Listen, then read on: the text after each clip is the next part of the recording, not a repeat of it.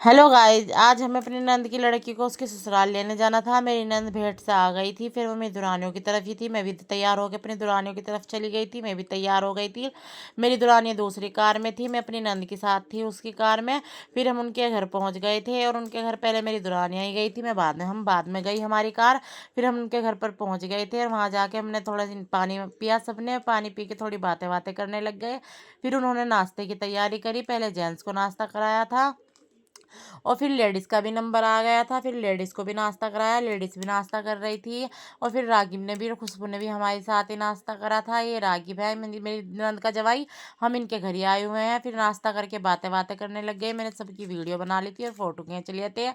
और फिर खाने का नंबर आ गया था। फिर पहले जेंट्स को खाना खिलाया और फिर लेडीज़ ने भी खाना खा लिया था।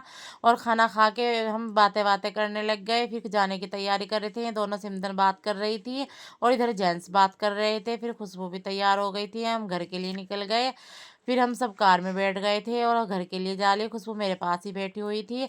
फिर हम रास्ते में थे, ये मेरे घर के लिए निकल गए थे। रास्ते में हमें फ़ोन आया था कि परी के चोट लग गई है। फिर मेरा थोड़ा सा दिल घबरा गया था, मेरी लड़की के पता नहीं कितनी चोट लग गई है। फिर हम छुटमलपुर पहुंच गए थे। ये सब मेरे ही घर सबसे पहले पहुंचे परी को देखने के। परी के चोट लग गई, बाइक वाले ने टक्कर मार दी थी। और फिर मैंने सबके लिए चाय बनाई और सबने चाय पी, थोड़ी सी देर बातें बातें कही। फिर उन्होंने तो टीवी, बच्चों ने टीवी चला रखा था, सब टीवी देखने लग गए। और फिर घर भी जाना था, रात बहुत हो गई थी। फिर मैं सब अपने घर के लिए निकल गए। आज के लिए इतना ही, बाय।